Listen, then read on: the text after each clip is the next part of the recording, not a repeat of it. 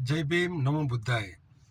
હું છું કૌશિક શરૂઆત અને આજે આપણે વાત કરવી છે વાંચન વિશે કે વાંચન કેમ જરૂરી છે. સ્કૂલનું વાંચન અને એ સિવાયનું ઇતર વાંચન પણ, અને ખાસ કરીને આપણી જે સામાજિક ન્યાયની લડાઈ છે, દલિત, આદિવાસીઓ, ઓબીસી, મહિલાઓ, માઇનોરિટી, એમના માટે વાંચન કેમ જરૂરી છે અને કેટલું જરૂરી છે એના ઉપર વાત કરવી છે. ટૂંકમાં જ 5 મિનિટમાં આપણે વિડીયો પૂરો કરીએ. તમે જુઓ, જેટલા આપણા બહુજન મહાપુરુષો છે એ બધા લોકો એજ્યુકેટેડ હતા. બિરસા મુંડા પોતે ક્રિશ્ચિયન મિશનરી સ્કૂલમાં ભણેલા હતા. જ્યોતિરાવ ફુલે ક્રિશ્ચિયન મિશનરી સ્કૂલમાં ભણેલા હતા. બાબા સાહેબ તો આપણે બધા જાણીએ છીએ કેટલું ભણેલા હતા. પેરિયાર રામાસ્વામી પોતે નાની ઉંમરે સ્કૂલમાંથી ઉઠી ગયા હતા, પણ એમનું જે ઇતર વાંચન હતું એ ભયંકર હતું, જબરજસ્ત હતું. અને એના ઉપરથી જે સમજ્યા કે મારે કઈ દિશામાં સમાજને લઈ જવો છે અને આ બ્રાહ્મણવાદમાંથી છુટકારો કેવી રીતે અપાવવો છે. એ સિવાય તમે જેટલા પણ જાણતા હોય, ઇવન સવર્ણોમાં તમે લઈ લો, જવાહરલાલ નહેરુ ભયંકર એજ્યુકેટેડ માણસ, અને એણે સાહિત્ય પણ એટલું સરસ લખેલું છે. મોહનદાસ કરમચંદ ગાંધી એ પણ એજ્યુકેટેડ માણસ, અને એમણે પણ સાહિત્ય તમે જુઓ કેટલું બધું લખ્યું છે. તો વાંચનનો આટલો મોટો ફરક પડે કે તમારું આજનું પગલું, આજનું સ્ટેપ, આજની લડત ભવિષ્યમાં કેટલા વધારે ફળ આપશે, કેટલા મોટા ફળ આપશે એનું તમે અનુમાન લગાવી શકો. એનો મતલબ એવો નથી કે ભાઈ જે અનએજ્યુકેટેડ છે એ ખરાબ છે, કાં તો ઓછું ભણેલા છે એ ખરાબ છે. પણ વાંચનથી તમારી વિચાર ક્ષમતા વધે, તમારી તર્ક શક્તિ વધે, તમારું લાંબુ જોવાનો દ્રષ્ટિ એ તમારી વધે. તમે વિચારો કે બાબા સાહેબે જો આપણને બૌદ્ધ ધર્મનો રસ્તો ના દેખાડ્યો હોત તો આપણે લોકો શું કરત? આચરણ તો હિન્દુવાળું જ કરતા હોત આપણે. બિરસા મુંડા તમે જુઓ, બિરસા મુંડાએ જે નિયમો આપ્યા, બિરસા ધર્મ આપણને જે આપ્યો છે એ ના આપ્યો હોત અને તો ક્રિશ્ચન બનાવ્યા હોત, અથવા બનવા દીધા હોત, અથવા તો હિન્દુ બનાવ્યા હોત ને બનવા દીધા હોત, તો આદિવાસીઓની હાલત શું હોત? જ્યોતિરાવ ફુલે એ પોતે એજ્યુકેટેડ હતા, એટલે એમને વિચાર આવ્યો કે ચલો મહિલાઓને પણ ભણાવીએ, અને મહિલાઓને ભણાવવું ખૂબ જરૂરી છે. આ જ બાબત બાબા સાહેબે પણ કીધી હતી કે કોઈ પણ સોસાયટીની પ્રગતિ હું જે તે સોસાયટીની મહિલાઓની પ્રગતિથી માપું છું, આકલન કરું છું. તો આપણા જે મહાપુરુષો છે એ એમનો જો એક સરખો દ્રષ્ટિકોણ છે, કારણ કે એમનું વાંચન એક સરખું છે ને વિશાળ છે. જ્યોતિરાવ ફુલેની જો તમે ગુલામગીરી વાંચી હોય તો એની પ્રસ્તાવના અંગ્રેજીમાં છે, અંગ્રેજોને સંબોધીને લખ્યું છે, અને એમાં તમે રેફરન્સ પુસ્તકો વાંચો, એમણે જે રેફરન્સ અંદર ટાંક્યા છે એના પરથી તમને ખબર પડે કે આજથી 160-70 વર્ષ પહેલાં જ્યોતિરાવ ફુલે એ જમાનામાં અંગ્રેજી વાંચતા હતા, અને અંગ્રેજીમાં પણ વર્લ્ડ લિટરેચર વાંચતા હતા.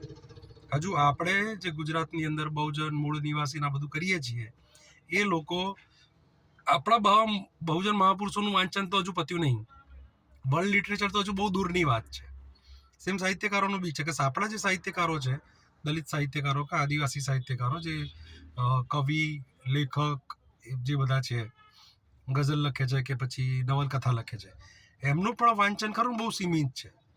હજુ વર્લ્ડ લિટરેચર તો એ લોકો વાંચતા નથી ને, પોતાની કવિતાઓને વર્લ્ડ સાથે સરખાવતા નથી કે ભાઈ એમના લેવલ પર ક્યાં છીએ. એ હજુ પણ ગુજરાતમાં જ ગરબા રમે છે, અને એટલે એમનું જે સારું સાહિત્ય બહાર જે આવવું જોઈએ એ એમનું સાહિત્ય બહાર નથી આવતું. તો સૌને વિનંતી છે કે વાંચનનો આગ્રહ રાખજો. ગમે ત્યાંથી પુસ્તકો ખરીદો, જરૂરી નથી શરૂઆતમાંથી જ ખરીદો, કોઈ પણ બુક સ્ટોરમાંથી ખરીદો, સવર્ણોના બુક સ્ટોરમાંથી પણ ખરીદો, પણ પુસ્તકો ખરીદો, વાંચો. વિરોધી મત હોય ને તો એને પણ વાંચો. સાવરકર છે તો સાવરકરને પણ વાંચો કે ભાઈ સાવરકરને શું કહેવું હતું, પછી આપણે કહેવાનું કે સાવરકરનું કહેવું આ ખોટું હતું અને આ સાચું હતું. તો વિરોધીને પણ વાંચવાનું રાખવાનું, વિરોધી મત જે હોય એને પણ વાંચવાનું રાખવાનું, જેનાથી તમને કાઉન્ટર કરતા ફાવશે. તમે એમ કહો કે હિન્દુત્વ ખરાબ છે તો હિન્દુત્વ કઈ રીતે ખરાબ છે, બ્રાહ્મણવાદ ખરાબ છે તો બ્રાહ્મણવાદ કઈ રીતે ખરાબ છે. ના તો તમે કોઈ બ્રાહ્મણવાદી પુસ્તકો વાંચ્યા છે, પુરાણો, રામાયણ, મહાભારત, ફેસબુક પર તમે એકબીજાના આર્ટિકલ વાંચીને કાં તો વિડીયો જોઈને તમે જે લખો છો તો બહુ સીમિત જ્ઞાન છે. અત્યારે હું 5 મિનિટમાં જે બોલીશ એ મારું જેટલું વાંચન હશે એમાંથી 5 મિનિટમાં બોલાય એટલું હું બોલું છું, પણ મારું વાંચન એના કરતાં વધારે છે, અને એટલું બધું એ વધારે નથી. માંડ સમજો કે 200 પુસ્તકો વાંચેલા હશે મેં, એનાથી વિશેષ મેં નહીં વાંચેલા હોય. પણ તમે જો સારા વાચક બનો તો ઓટોમેટિક તમારું નોલેજ મારા કરતાં 1 વર્ષમાં વધી જાય એમ છે. વાંચન બાબતે એક લાસ્ટ વાત કરીને આપણા વિડીયો એન્ડ કરીએ. જાત સાથે જબરજસ્તી નહીં કરવાની. તમને જે વિષયમાં રસ હોય ને એ તમારે વાંચવાનું. સ્કૂલ કોલેજમાં તો પાસ થવા અને નોકરી મેળવવા માટે, ડિગ્રી મેળવવા માટે એ તો વાંચવું જરૂરી છે જ, પણ સાથે સાથે માણસ બનવા માટે, સર્વધર્મ સંભાવવા માટે, સમાનતા માટે, સ્ત્રી પુરુષ સમાનતા માટે, બરાબર, આપણે એમ ગર્વ લેતા હોય ગમે તે જાતિનો, ગમે તે ધર્મનો, કાં તો પુરુષ હોવાનો, કાં તો સ્ત્રી હોવાનો.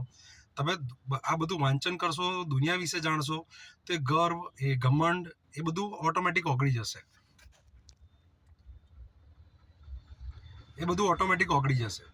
એટલે તમે લોકો વાંચન વધારજો અને જેમાં રસ પડે ને એ વાંચો.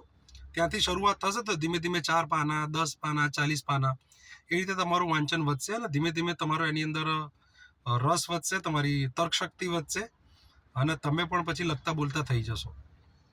તો આ સાથે આજનો વિડીયો એન્ડ કરીએ છીએ. આવતીકાલે બીજો એક વિડીયો કરીશું આપણે સાહિત્ય, વાંચન, પુસ્તકો બાબતે. તમારે આવતીકાલે કયો વિડીયો જોઈએ છે, કયા વિષય પર વિડીયો જોઈએ છે, એ મને કોમેન્ટમાં જણાવજો. તો હું ચોક્કસ એ વિષય પર વિડીયો કરવા માટે પ્રયત્ન કરીશ. જય ભીમ, નમો બુદ્ધાય.